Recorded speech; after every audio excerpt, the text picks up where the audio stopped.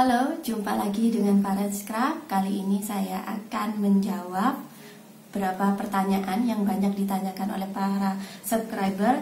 Tapi sebelumnya jangan lupa untuk like, share, dan subscribe untuk mendukung channel Fares Craft ini. Nah, untuk pertanyaan yang pertama, ini pertanyaan yang pertama yang banyak ditanyakan oleh para subscriber adalah, kok susah banget sih Bun buat tas tali kurnya? Nah, susah itu karena kita cuma lihat aja. Jadi kita harus lihat sambil praktek. Nah, itu lebih mudah. Jadi jangan dilihat terus. Nah, itu memang susah, bingung, jadi pusing. Jadi kita harus sambil praktek untuk membuat tasnya sambil lihat videonya seperti itu. Nah, yang pertanyaan kedua, tutorialnya terlalu cepat.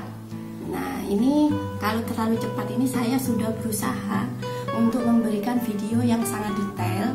Jadi ini ada yang merasa terlalu cepat seperti itu. Jadi cara mengatasinya, jadi kita sambil praktek lalu kita pause dulu. Nah, setelah di pause, kemudian kita praktek lagi, kemudian di pause lagi seperti itu. Nah, terus yang ketiga adalah banyak yang bertanya adalah berapa kepala, potong berapa meter, dan total habis berapa. Nah, seperti itu.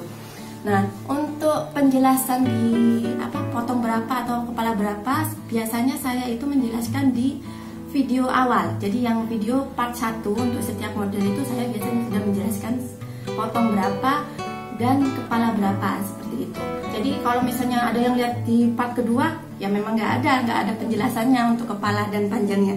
Jadi harus dilihat dulu di video yang pertama seperti itu. Nah, untuk total habis berapa? Nah, untuk total habis berapa itu saya kan biasa pakai yang kemasan kecil yang 80 gram itu panjangnya 30 meter. Nah, kalau kita potongnya itu 3 meter, jadi 30 meter dapat 10 helai. Nah, untuk 10 helai itu, jadi kita kan kepalanya tiap kepala butuh 2 helai. Jadi kita cuma dapat 5 kepala seperti itu. Jadi hitungnya seperti itu ya.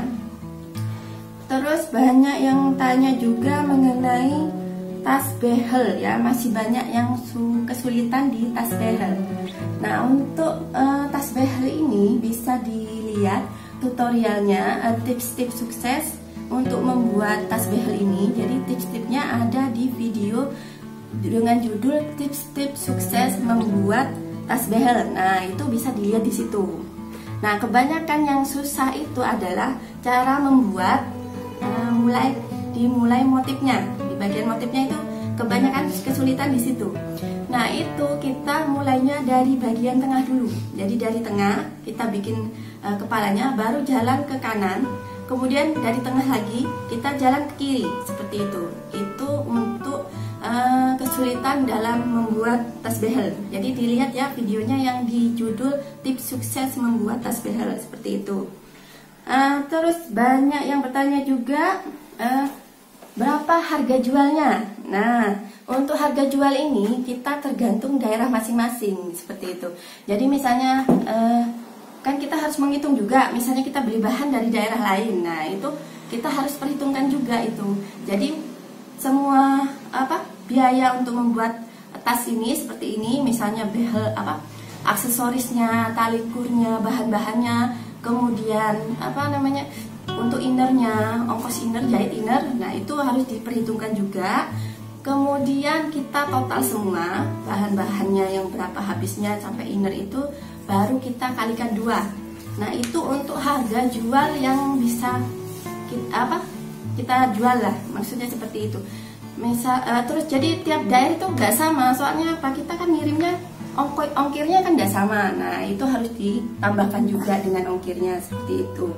Jadi yang penting itu semua bahan habis berapa, kemudian kita kalikan 2. Itu untuk harga jual seperti itu. Nah, terus jualnya di mana? Nah, ini banyak yang bertanya seperti itu untuk para pemula kan ya. Nah, untuk jualnya di mana? Jadi kita harus memberikan contoh dulu. Jadi kita bikin dulu satu. Kemudian kita misalnya ada perkumpulan, arisan, atau ke sekolah, nah itu kita pakai dulu. Itu sebagai sarana promosi ketika kita membutuhkan penjualan seperti itu. Jadi kita bawa dulu ke arisan seperti itu. Nanti kan pasti ada yang tanya, ada yang tertarik. Nah, itu mulai kita menerima pesanan seperti itu. Nah, untuk yang punya Facebook, kemudian Instagram, nah itu juga bisa untuk sarana penjualan seperti itu. Nah, kemudian pertanyaan yang ketujuh, kok bisa rapih, Bun? Nah, untuk kerapihan ini adalah kalau kita semakin sering membuat tas ya, nanti kita itu akan semakin rapi seperti itu. Memang di awal kita kadang kan masih pertama ya, biasanya itu untuk pemula memang masih kurang bagus seperti itu. Jadi kita harus sering-sering latihan membuat tasnya ini, nanti lama-lama juga akan menjadi rapi. Nah, seperti itu.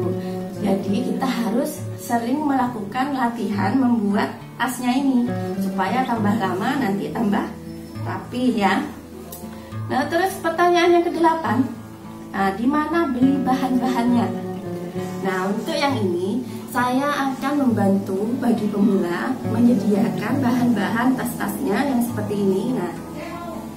Nah, seperti ini kita bisa menyediakan aksesoris seperti ini. Saya sudah sedia. Jadi ini untuk pemula. Jadi bisa melihat deskripsinya ya. Nah, seperti ini. Nah, untuk tas-tas seperti ini saya menyediakan bahan-bahannya untuk pemula. Jadi bila ada yang tertarik, bisa lihat di deskripsinya ya untuk bahan-bahannya, seperti handle anggur seperti ini, terus bros, kemudian resleting seperti ini. Kita menyediakan untuk memudahkan para subscriber yang pemula supaya bisa mendapatkan bahan yang dengan kualitas yang bagus ya, seperti ini. Jadi nanti tasnya tambah mempunyai nilai jual. Nah, seperti ini. Nah, bila ada yang tertarik bisa lihat di deskripsi di bawah video ini. Nah, terima kasih sudah menyaksikan video saya. Jangan lupa untuk like, share, dan subscribe, dan terus dukung video-video saya. Terima kasih.